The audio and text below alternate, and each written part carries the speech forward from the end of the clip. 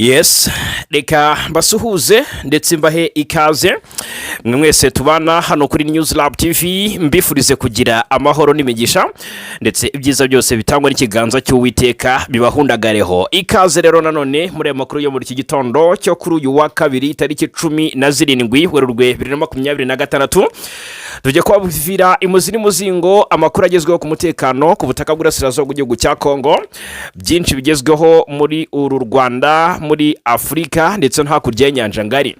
Nyemerera twibande kuri tele ku kibuga cy'imirwano babwira uko situation imeze hagati y'impande zihanganye.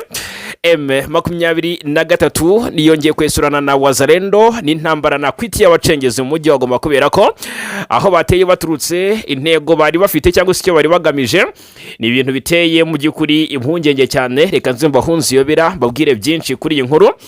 Biravugwa neza ko abatagira ingano bahasize ubuzima. M23 yo yavuze ko yahanganye n'amabandi ni FDLR imaze iminsi bivugwa ko iri mu myiteguro y'urugamba karahutaka rwo kwisubiza umujyi wa Goma ifatanyije na FARDC na Wazalendo baturutse muri parike ya Virunga. Reka nzababwira uburyo bakubiswe bagakubitirwa hariya kuri CSLK, bagakubitirwa imugunga, bagakubitirwa muri za Karisendosho.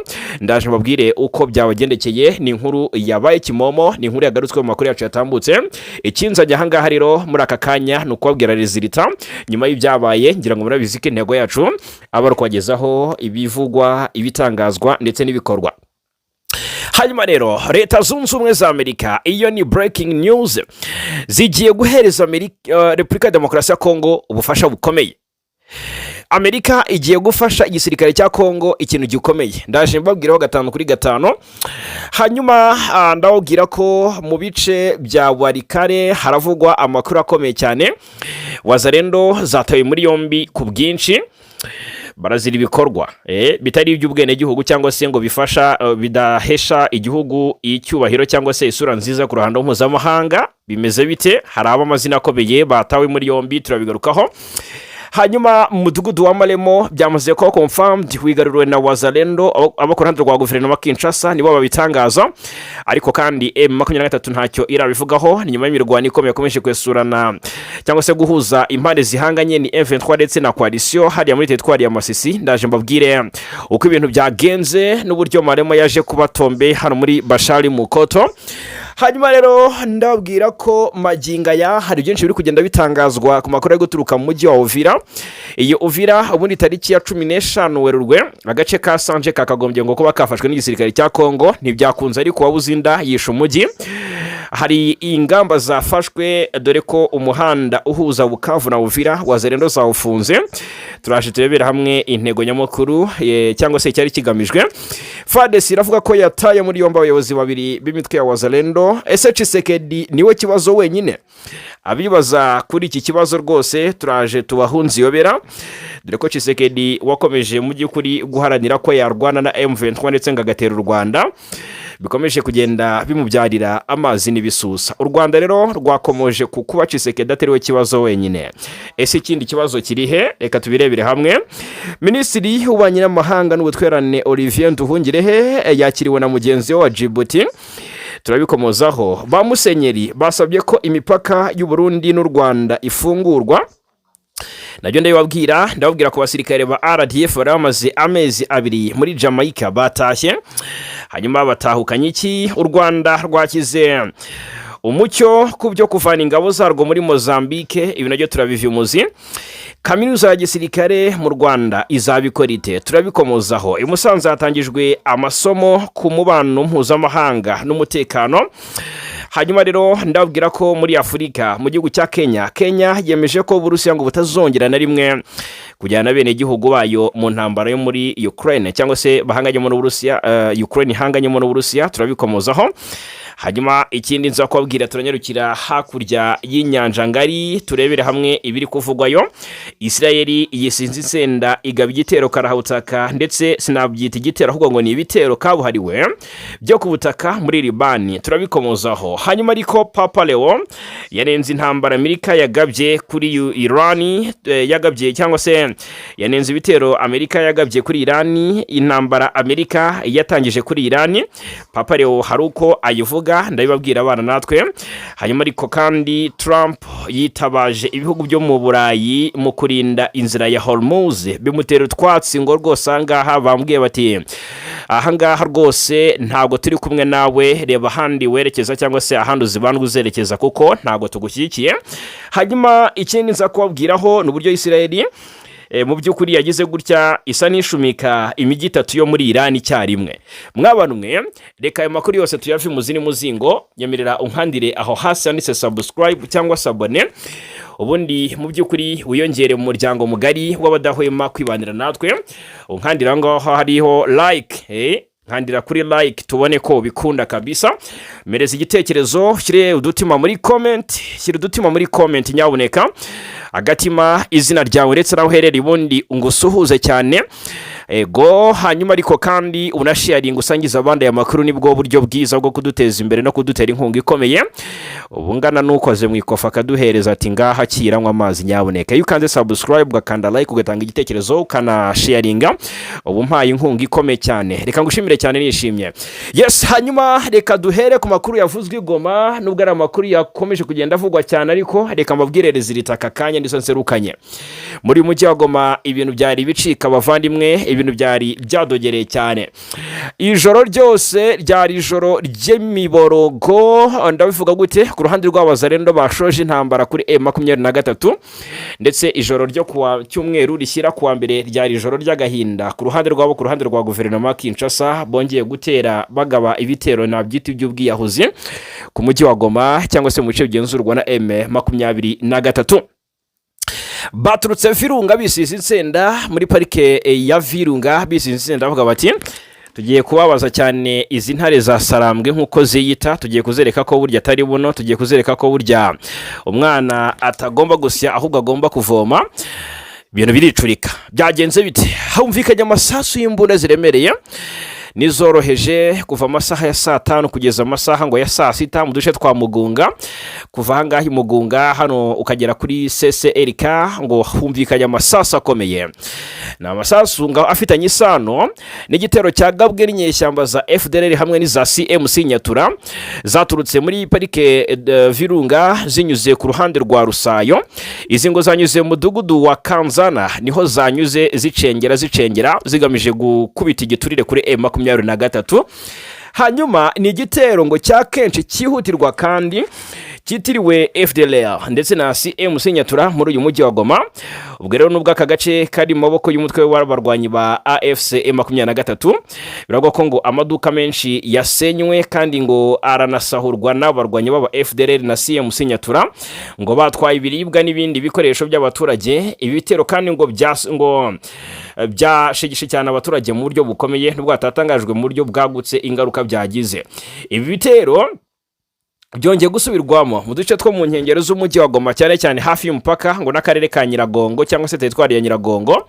Ngira ngo ariko murabizi ko biterwa no gushaka ibiribwa cyangwa se no gusahura, kuko akenshi abo ku ruhande rwa Kinshasa batera baturutse muri parike ya Virunga, usanga ibiryo byabasharanye bakagaruka kubyambura abaturage. Niyo mpamvu akenshi usanga wumva ari ayo masasu yumvikana cyane muri izi teritwari za Nyiragongo ndetse n'umujyi wa Goma nyirizina.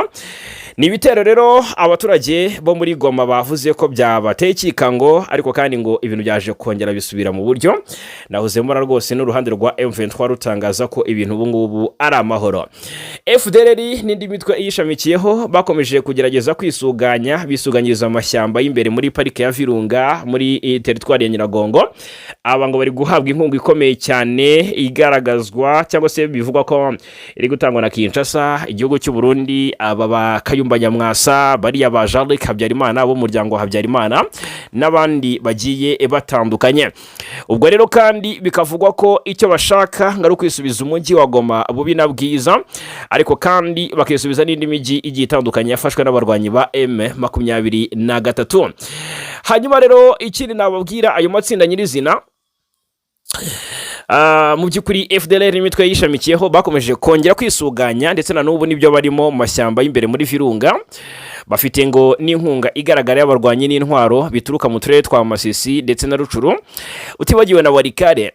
hanyuma ayo matsinda kandi ngo niyo akunze gutegura ibico cyangwa se amambuskede ku modoka zitwaye imfashanyo z'abagira neza mu bice bigiye bitandukanye ku baturage basanzwe ndetse no ku ngabo harimo n'iza M23 ku mihanda ya Goma Masisi cyane cyane hafi ya Kimoka na hano za Goma Rucuru mu duce twa Kibumba Mayomoto na za Rugari.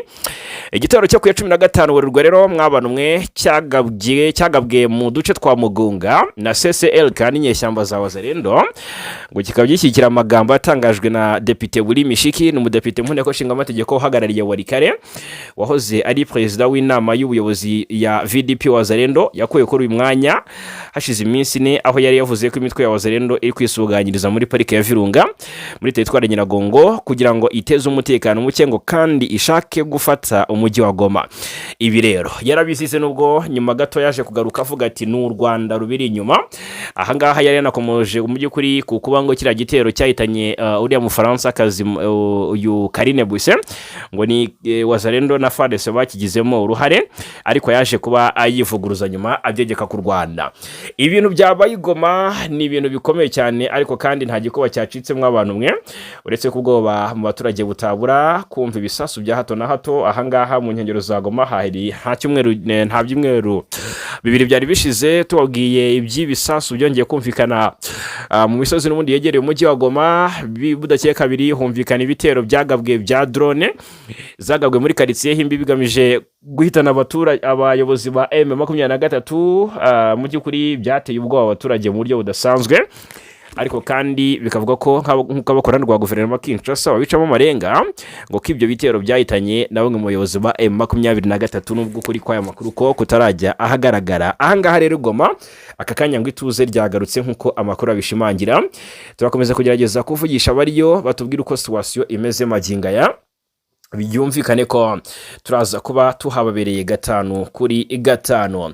Aha ngaha Goma rero niki navuga, reka mbabwire kuri iyi nkuru yihutirwa cyane ivuga ko Leta Zunze Ubumwe za Amerika zemeye nanone guha amahugurwa ingabo za Congo FARDC.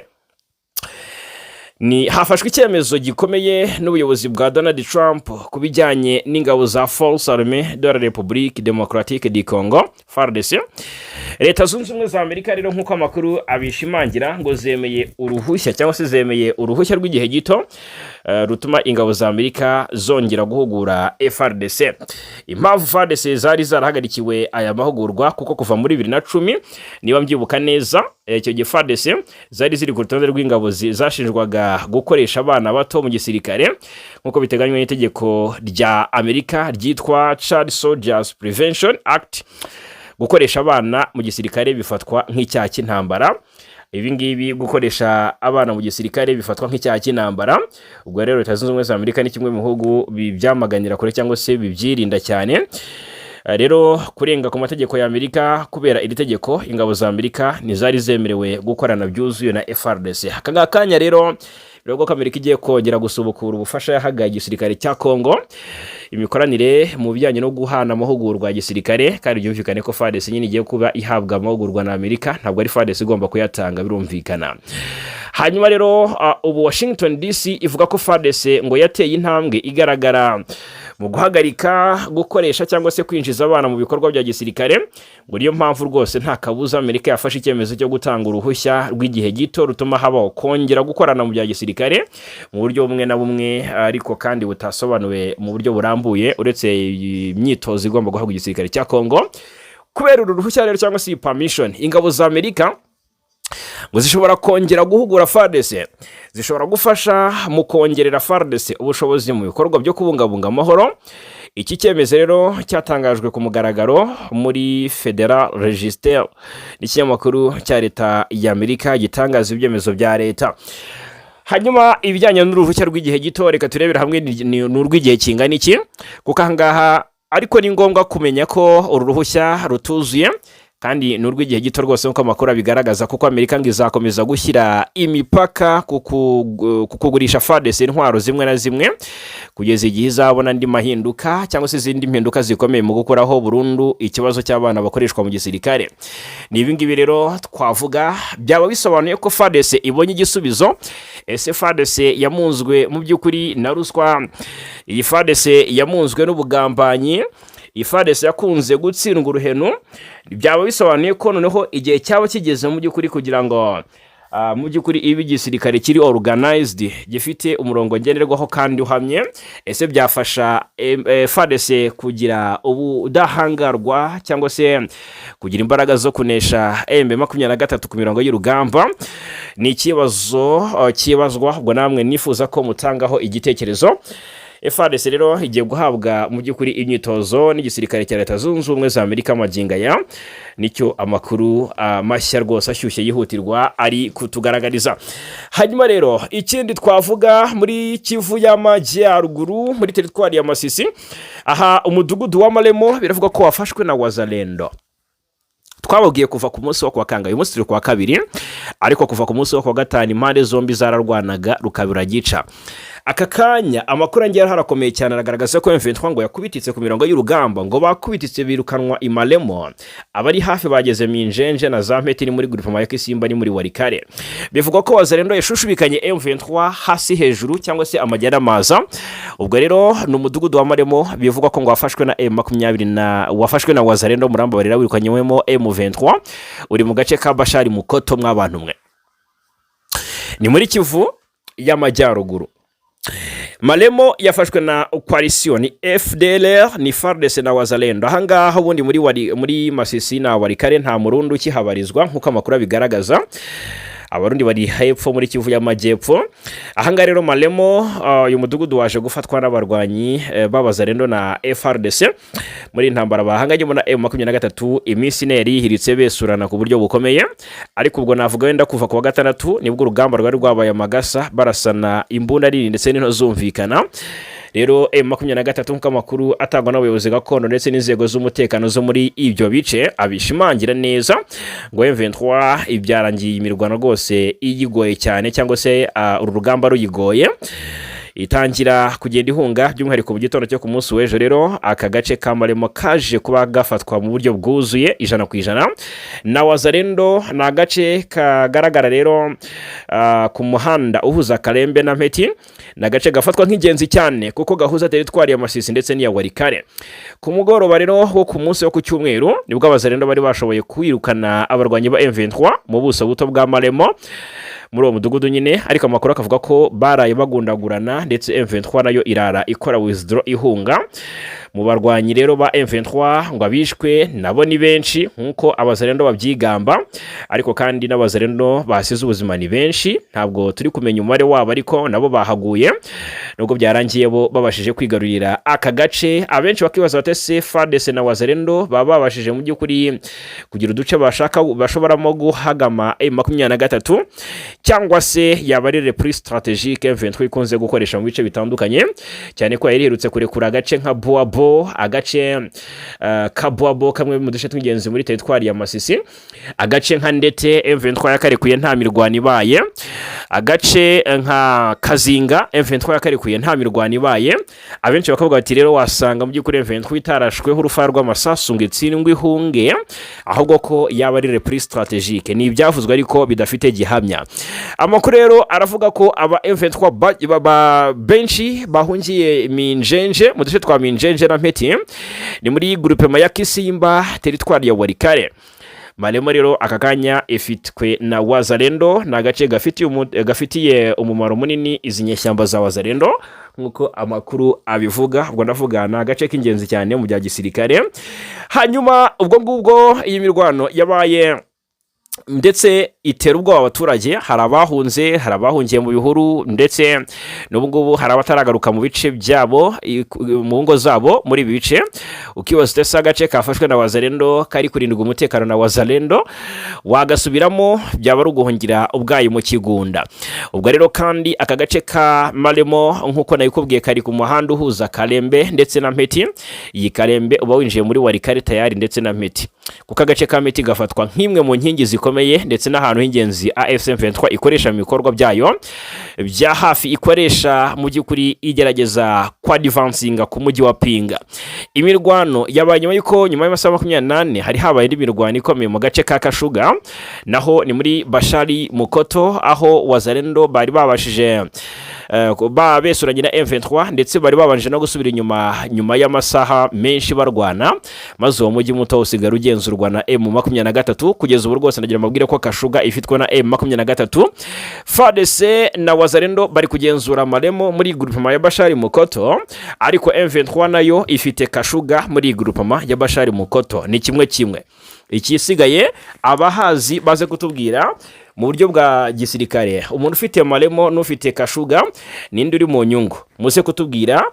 Murabizi ko muri comment twakira comment zanyu nyaboneka. Ahangaha Kashuga ho hico Wazalendo 19, makuru arabivuga neza ko n'abaturage biboneye mayiti, bimeze nabi cyane. Ahangaha rero ni Maremo, icyahinduka twakubwira, twahakubera rwose twakumenyesha. Aha ni Maremo muri Masisi. Yes, hanyuma reka tugaruke noneho tunarebera hamwe andi makuru ari guturuka muri iyi teritwari ya Walikale, naho ni muri no Kivu. Amakuru aturukayo arakomeye cyane kandi arihutirwa. Ahangaha haravugwa igikorwa cyakozwe na FARDC mu buryo bwihutirwa ndetse budasanzwe. Biravugwa neza ko hari abo ku ruhande rwa coalition bafashwe ndetse barafungwa. Abase noneho ukibaza uti bazize iki, byatewe n'iki cyabiteye. FARDC rero yatangiye kugenda ifata mu by'ukuri imyanzuro igiye ikomakomeye. Muri Walikale, ubuyobozi bukuru bw'igisirikare cy'akarere ka gisirikare ka 34 ikizwi nka 34 Region Militaire nibwo bwabitangaje ngo bwafatiye hano i Walikale abakomando babiri b'Abazalendo bashinjwa gukora ibikorwa by'ubuswa, mu gisirikare, ngo bashinjwa gukora urugomo ngo rwagize ingaruka zikomeye ku baturage. Abo rero ni uwitwa ngo ni Kirikico Mirimba, uzwi ku izina rya Mwana Mayi, w'umutwe wa Coalition des Patriotes au Congo riwe Kopako. Uyu Mwana Mayi ntago hari gutangazwa ipeta afite. Birazwi ko amapeti y'abari autoproclamé ariko ahangaha Mwana Mayi w'umutwe wa Coalition des Patriotes au Congo Kopako ntabwo yigeze hatangazwa ipeti rye. Ariko sinawe gusa, ahubwo hari na Musumbao Kalimba, nkuko byatangajwe rero mu itangazo ry'ingabo za Force Armée de la République Démocratique du Congo. Abayobozi bafashwe kubera imyitwarire itari ya kinyamwuga idafitiye igihugu akamaro ngo kandi inyuranye n'inshingano zabo. Wazalendo bakabazwi kandi nk'abakorerabushake mu kurengera igihugu VDP, bakaba rero ngo bagomba gufasha ingabo za leta mu kurinda igihugu no kwigarurira ibice byose ngo byigaruriwe n'umwanzi. Aba babiri rero bafashwe batabwa muri yombi, ntago tuzi ngo hakurikiyeho iki. Amakuru aragaragaza neza ko mu by'ukuri icyo ari cyo cyemezo cyafashwe kandi icyo bazize ngo ni ikintu kitakwihanganirwa muri FARDC, bakurikije umurongo obihaye mushya wo gukomeza mu by'ukuri kwisubiza ibice bambuwe n'umwanzi ari we M23. Mu bice bya Kivu y'Amajyepfo ubwoba ni bwose ndetse umutekano ni muke mu bice by'Umurenge, mu bice bya Bidegu, mu bice bya Kalingi. Ubwoba ni bwose, nta makuru y'urugamba ariyo, ariko ubwoba ni bwose mwabana mwe. Mu Minembwe ubwoba ni bwose ku ruhande rw'abaturage, bakomeje kugenda bagabwaho ibitero by'indege z'intambara, indege zagera abapilote zizwi nka drone, bigahitana abaturage, bikangiza ibikorwa remezo ndetse n'ibindi bigiye bitandukanye.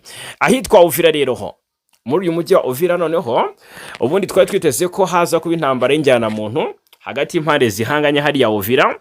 Intambara agombaga kubica bigacika ku munsi wo ku cyumweru tariki 15, ariko byaje kurangira nta kwesurana kubayeho kuko M23 yamenye amakuru kare, igira uburyo nayo ipanga cyangwa se yitegura kwari imenya ko M23 ihagaze uguma yahita bamerera nabi, ibitero birasubikwa. Ariko ikivugwa nuko batabuze nago bicumu ngo babuze ndabica umujyi nkuko amakuru bigaragaza. FARDC na Wazalendo niba nabyita kumwara, niba nabyita iki kubura uko bagira, bagize gutya bafunga umuhanda uhuza Bukavu na Uvira. Ariko nanone nayo wabyumva ese niba Bukavu igenzurwa na M23 uyu muhanda ukaba wakwifashishwa n'abava Bukavu berekeza Uvira, kandi Uvira igenzurwa na coalition, Uvira igenzurwa na FARDC birumvikana, hanyuma Bukavu ikagenzurwa na M23. Wakwizera ute ko nta maneko zakoresha uyu muhanda zerekeza Uvira ngo zigende zimenye uko situation imeze, zifashishe cyangwa se zitwaje ko ari abagenzi nk'abandi? Birumvikana cyane. Ariko kandi iki cyemezo cyagize ingaruka ku baturage bakoresha uyu muhanda mu buzima bwabo bwa buri munsi kugira ngo barye banywe, byumvikane ko rero bitoroshye. Ingabo za Kongo rero n'ihuriro ry'imitwe ya Wazalendo byafunze uyu muhanda uhuza umujyi wa Bukavu na Uvira muri Kivu y'Amajyepfo. Ni route ndetse na idi principal, ni route nationale nimero 5.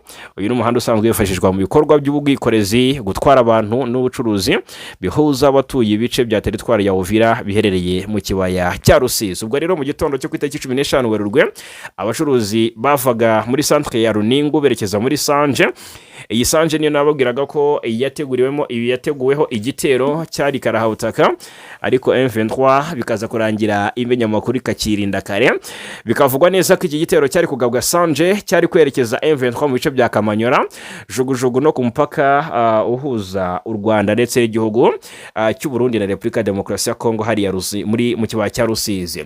Aha ngaha rero ntabwo habaye imirwano, ahubwo uyu muhanda route nationale nimero 5 usanzwe wifashishwa mu bikorwa by'ubwikorezi mu gutwara ibintu waje gufungwa.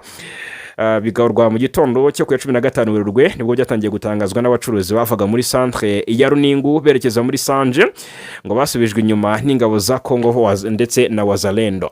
Radio Maendeleo ni radio yivugira abaturage yatangaje ko hari abagenzi bavaga Bukavu berekeza mu bice byo mu kibaya cya Rusizi cyangwa se mu mujyi wa Uvira, ariko ngo bose bafungirwa inzira bikusanyiriza muri centre ya Sanje mu gihe bari baditegereje igisubizo nkuko amakuru abivuga.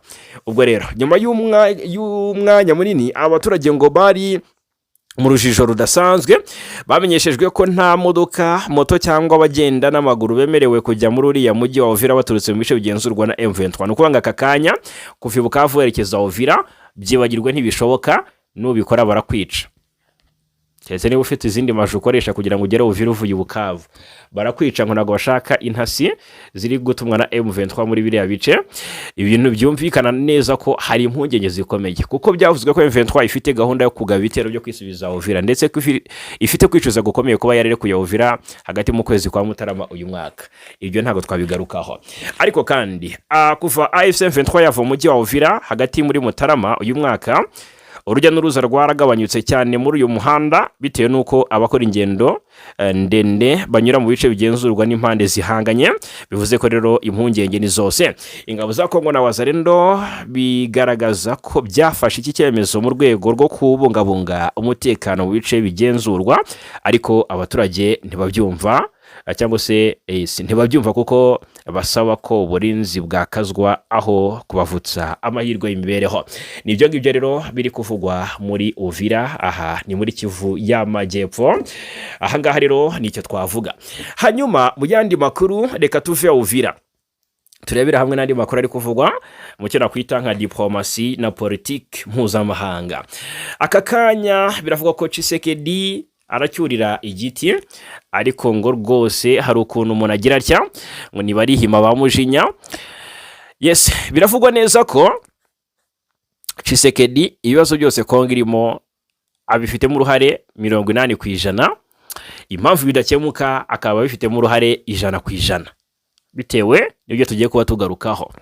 Ikibazo cy'umutekano cyahozeho ataranaza, ariko uburyo yatumye gitumbagira kigafata indi ntera, intambara igakomera igafata indi ntera, nabyo n'ibindi bindi. Reka turebera hamwe ese ikibazo cya Kongo ni Tshisekedi. Aha ngaha rero Minisitiri Nduhungirehe aragaragaza ko atari Tshisekedi wenyine. Reka turebera hamwe ibyo yatangaje. Ni Minisitiri w'Ububanyi n'Amahanga Olivier Nduhungirehe yagaragaje ko Perezida Felix Antoine Tshisekedi wa Repubulika ya Demokarasi ya Kongo atari we gusa utuma amasezerano ya Washington igihugu cye n'u Rwanda byasinyanye adashyirwa mu bikorwa, kuko ko ahubwo ikibazo kinari ku muryango mpuzamahanga umureberera mu gihe ayica. Umukuru wa diplomasi y'u Rwanda yabigarutseho yabigarutseho mu kiganiro yagiranye na Radio Agasaro Kaburanga. Rero ni Agasaro Kaburaga, ni Radio Agasaro Kaburaga ku 27 Kamena nibwo u Rwanda na Kongo byashyize umukono ku masezerano y'amahoro i Washington mbere yo kwemezwa noneho mu buryo budasubirwaho n'abaperezida Paul Kagame w'u Rwanda na Tshisekedi wa Kongo na Donald Trump wa Leta Zunze Ubumwe za Amerika. Icyo gihe byari tariki enye Ukuboza 2025. Zimwe mu ngingo rero zikubiye muri ayo masezerano harimo kuba impande zihanganye mu burasirazuba bwa Kongo zaragombaga gutanga agahenge, yemwe leta ya kiriya gihugu igasenya umutwe w'iterabwoba w'abajenosideri wa FDLR. Minisitiri Nduhungire rero avuga ko nyuma y'isinywa ryari amasezerano, leta ya Repubulika ya Demokarasi ya Kongo yakomeje kugaba ibitero ku birindiro by'umutwe wa Alliance Fleuve Congo no mu midugudu ituwe n'abasivile biganjemo abanyamulenge, aho kugira ngo amahanga agire ibyo abikoraho cyangwa se icyo abikoraho, agahitamo kwijondika ku Rwanda no kurufatira ibihano. N'ibihano birimo ibyo Leta Zunze Ubumwe za Amerika ziherutse gufatira ingamba, ziherutse gufatira rero ingabo z'u Rwanda. Murabyibuka uyu mukuru wa diplomasi yagaragaje nk'ibidakwiye kuko ari iby'uruhande rumwe. Abajijwe igikwiye gukorwa kugira ngo amasezerano ashyirwe mu bikorwa, Minisitiri Nduhungirehe yagaragaje ko hakenewe ubushake bwa Leta Kongo bwo kumva ko intambara atari yo izazana umuti w'ikibazo, ko ahubwo icy'ingenzi ari ugushyira mu bikorwa amasezerano yasinye. Yakomeje agaragaza ko Tshisekedi wanze gushyira mu bikorwa ibyo yiyemeje atari we gusa kibazo, ko ahubwo kinari ku mahanga akomeza kumurebera. Ati hari nanone ubushake bwa politiki bw'umuryango mpuzamahanga, kuko ikibazo ntabwo ari Leta ya Kongo gusa, ikibazo ntabwo ari Tshisekedi gusa, ahubwo ikibazo kiri no ku muryango mpuzamahanga urebera cyangwa se ukareka Perezida Tshisekedi agakomeza kubangamira akagahenge n'aya masezerano y'amahoro akoresheje ibisasu, kandi bose babizi babireba bakabyemera. Hanyuma rero umutwe wa M23 wasubiza, akaba ari bwo mu by'ukuri uwo muryango mpuzamahanga uhaguruka unashinja M23 ndetse n'u Rwanda, cyangwa se unakenga AFC M23 n'u Rwanda. Nduhungire rero rwose mbarize mu by'ukuri yabona Tshisekedi atari we kibazo gusa, ko ahubwo n'imiryango mpuzamahanga itamwamagana imurebera bikora nayo ariyo iteje ikibazo nyuma ye. Hanyuma Nduhungire yashimangiye ko nihatabaho gushyira igitsure kuri Leta ya Kinshasa bizagorana ko amahoro aboneka mu karere k'ibyaga bigari. Ese namwe niko mubyumva? Nagira ngo mutange igitekerezo kuri iyi ngingo.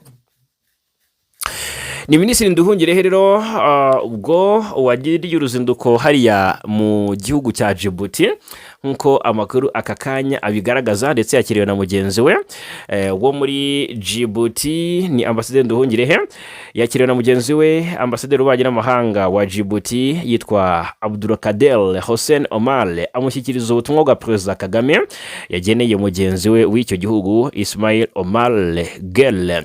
Yes, hanyuma ubwo ngubwo Minisitiri Nduhungire na Hossein Omar kuri wa mbere bagize umwanya wo gusuzuma imiterere y'umubano w'u Rwanda na Djibouti, banareba inzego zifite inyungu zihuriweho warushaho kwagurirwamo. Yes, hanyuma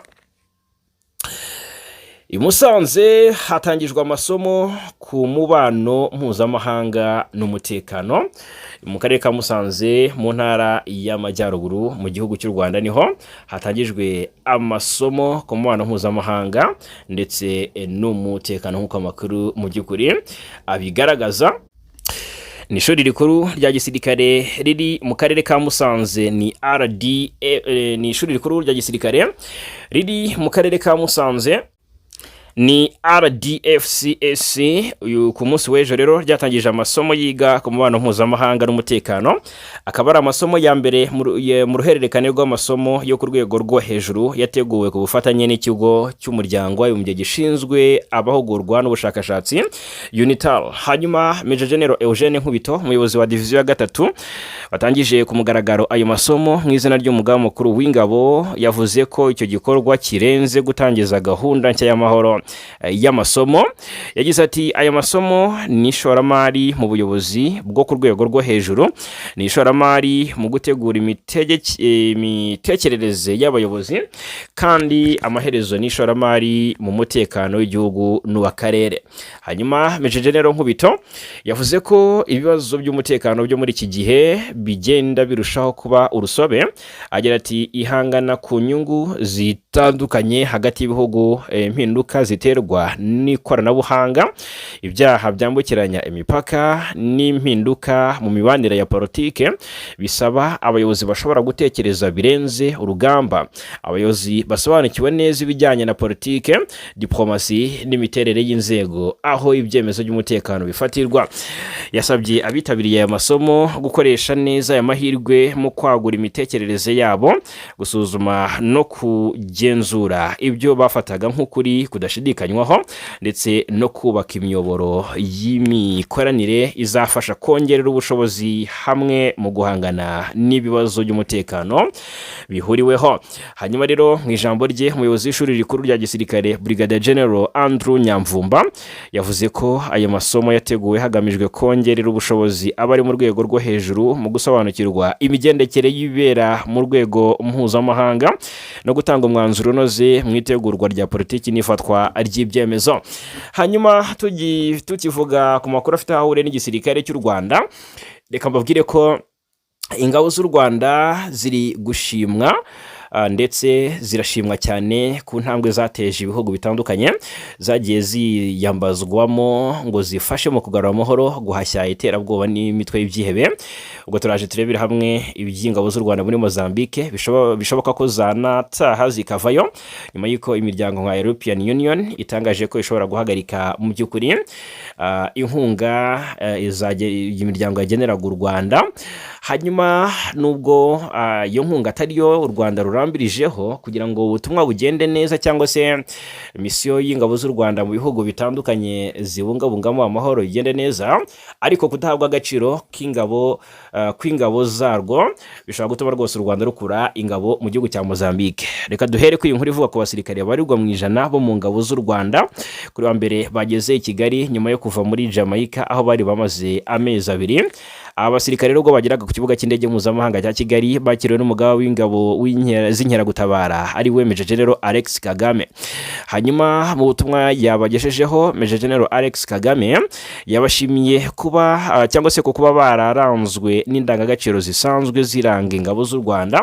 Ati nk'uko tuyobora ingabo ukaba uziyobora ziri hehe na hehe, ariko wa muco wa RDF zandangagaciro nabwiraga zarabaranze pe, ubwitange, ubushishozi, ikinyabupfura, gukorera hamwe, nta kintu na kimwe kibi twigeze tubumvaho mu gihe cy'amezi abiri mumazeyo.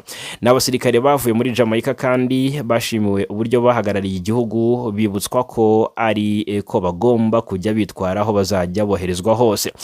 Muri Mutarama uyu mwaka nibwo bari abasirikare ndetse bari abasirikare bagize itsinda ry'abahanga mu bwubatsi mu ngabo z'u Rwanda RDF bari boherejwe muri Jamaica mu mezi abiri bari bamaze muri kiriya gihugu rero cyo muri Amerika yo hagati, bafatanyije n'abagenzi babo muri kiriya gihugu cya Jamaica gusana ndetse no kongera kubaka ibyangijwe n'ibiza mu mujyi wa Montego Bay mu ntara ya St James. Hanyuma iyi mirimo kandi yatangijwe no gusana no kongera kubaka inzu z'abaturage bagizweho ingaruka n'inkubi y'umuyaga wiswe Melissa, bikaba ari intangiriro y'ibikorwa by'ubutabazi bigenewe imiryango yibasiwe n'iki kiza. Ingabo z'u Rwanda kandi zakoze ibindi bikorwa bitandukanye birimo n'umuganda. Ni byiza kandi ni byishimiwe n'abatari bake, by'umwihariko inshuti z'u Rwanda n'abanyarwanda muri rusange. Reka mubwire ko kandi hubatswe kaminuza ya gisirikare mu Rwanda. Abenshi rero iyi nkuru biragaragaza ko mu by'ukuri n'urwego rwo gukaza mu by'ukuri umwuga cyangwa se igisirikare nk'umwuga, ariko kandi umusirikare akaba ari umusirikare mu by'ukuri ufite n'ubumenyi. Biragaragara rero nk'uko inteko ishinga amategeko umutwe w'abadepite herutse kwemeza itegeko rishyiraho kaminuza y'igihugu ya gisirikare izajya ihuza inyigisho za gisirikare, amahugurwa n'ubushakashatsi mu bijyanye no kurinda igihugu ndetse no kubungabunga umutekano wacyo. Iyo kaminuza rero izaba itanga inyigisho zo ku rwego rwo hejuru, itanga impamyabumenyi ndetse n'andi mahirwe n'amashimwe atandukanye. Itegeko kandi riteganya ko izaba ifite inshingano zo guhuriza hamwe college na academy z'ingabo z'u Rwanda na polisi y'u Rwanda n'urwego rw'igihugu rushinzwe iperereza n'umutekano. Rinateganya kandi ko iyo kaminuza bizateza imbere imitekerereze ishingiye ku ndangagaciro no gufata ibyemezo byubakiye ku bumenyi. Izaba kandi ifite inshingano zo guteza imbere ubushakashatsi n'isesengura ku rwego rw'igihugu, akarere ndetse no ku rwego mpuzamahanga mu bijyanye no kurinda igihugu n'umutekano. Ubwo hatangazwaga umushinga wo kubaka mu gihugu kaminuza ya gisirikare, byavuzwe ko izaba irimo n'ishuri rya gisirikare rizaba rifite umwihariko wo kwakira no kwigisha abofisiye bakuru kuva ku ipeti rya koroneli kugera ku ipeti rya generali. Umushinga wo kubaka iri shuri kandi wagarutsweho na Minisitiri w'Ingabo Juvenal Marizamunda mu mwaka wa 2024 ubwo yari imbere y'inteko ishinga amategeko umutwe wa Sena. Ati ku bijyanye na kaminuza, ubu amashuri ya gisirikare dufite ni menshi, ariko ari ku rwego rwa kaminuza ni ririya shuri rya gisirikare ryiga ko na ririya shuri riri Nyakinama iga ko batanga amahugurwa ku bashaka kuba abofisiye bato, hanyuma Nyakinama igatanga amahugurwa ku bofisiye bakuru ba majoro, lieutenant colonel, ba colonel iyo bikabije. Yakomeje avuga ko rero ati tugiye kuzashyiraho n'ikindi cyiciro cy'ishuri ryitwa National Defense College rifata guhera kuri colonel kuzamura n'abajenerali. Ni byiza cyane rero, ni indi ntambwe ishimishije igisirikare cy'u Rwanda RDF giteye. Hanyuma mu yandi makuru ari kuvugwa cyane mu karere k'ibiyaga bigari, reka twerekeze amaso makuru ari kuvugwa hakurya y'inyanja ngari. Ndabona rwose muri Afurika nta byinshi bishamaje twavuga, reka mbabwire ko ubwo ariko mu by'ukuri ibintu ntabwo biba byoroshye. N'ubu turi muri studio hari gusohoka amakuru agiye akomeye cyane, ndetse amakuru yihutirwa mu by'ukuri.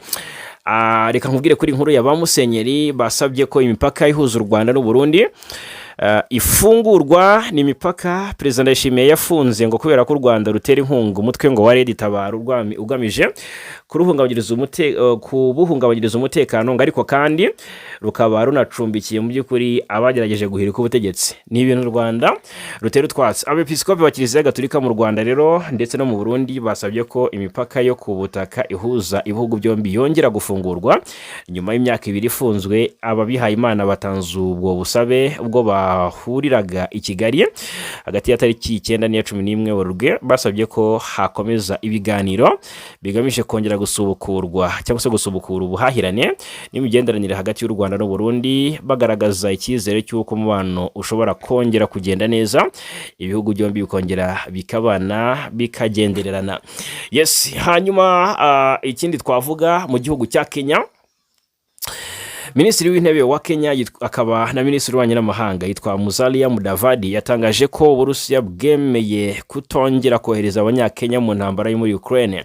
Ubutumwa yabutangiriye i Moscow kuri wa 16 Werurwe 2026 nyuma yo kuganira na mugenzi wo mu Burusiya Sergei Lavrov. Minisitiri Mudavadi wari wicaranye na Lavrov avuga ko hashingiye ku biganiro impande zombi zagiranye, Abanyakenya ngo ntibazongera mu by'ukuri kwemererwa kujya mu gisirikare cy'Uburusiya.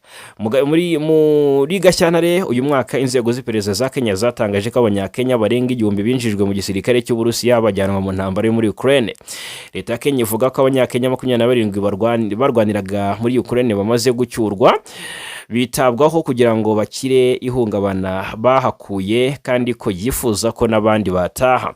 Minisitiri Sergei Lavrov yashimangiye ko abanyamahanga boherejwe mu ntambara yo muri Ukraine binjiye mu gisirikare hashingiye ku mategeko y'Uburusiya, bityo ko nta kosa ryakozwe. Umuyobozi ntiyemeje niba yemeranya na Mudavadi kuko utongera kwinjiza Abanyakenya mu gisirikare no kubohereza mu ntambara yo muri Ukraine.